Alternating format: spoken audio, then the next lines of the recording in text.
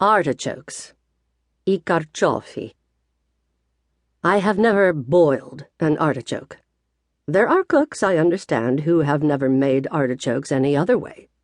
What a pity. Artichokes possess more fascinating ways to please than almost any other vegetable. Just on their own, they can be sautéed, braised, fried, or grilled. They can be delicious, sliced very thin and eaten raw with lemon juice and olive oil. They can be used in a risotto, a frittata, a soup, terrific lasagna, a rustic torta, a gratin, a stew. Cooking them is not at all complicated. Prepping them, however, is indisputably an exercise in patience, particularly so with the small ones. There are two basic varieties of artichokes grown for the American market. One of these, the globe, is round in shape as its name suggests. The leaves, which have a small indentation at their tip, curl tightly inward. They are almost always available, but their ideal season is from very late winter to early summer.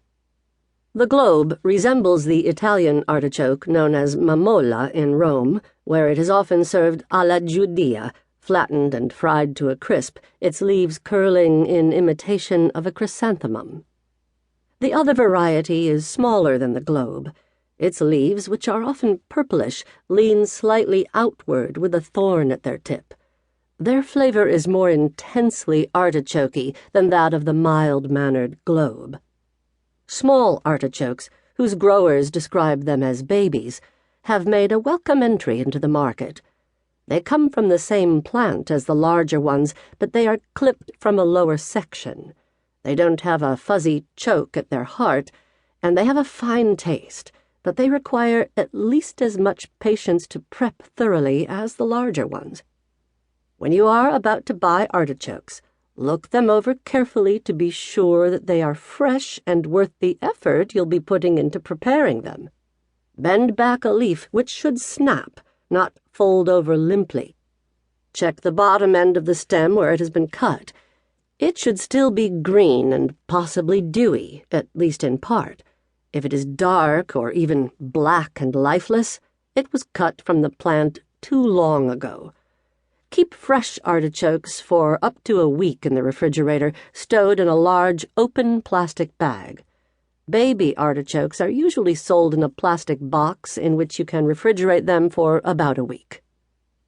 When you are ready to prep them, set the following equipment out on your counter: a half lemon, a bowl of water into which you've squeezed the other half of the lemon, a sharp chef's knife, a paring knife or grapefruit spoon, a vegetable peeler with a swiveling blade, sometimes called a Y peeler, and a large empty bowl or a trash can for the discards. Begin by holding the artichoke bulb by its base. Press the thumb of one hand against the base of a leaf. With the other hand, grasp the tip of the leaf and pull it sharply back against the thumb of the first hand, snapping off the leaf just above its paler base. Do not remove the base because it's a desirable part of the artichoke.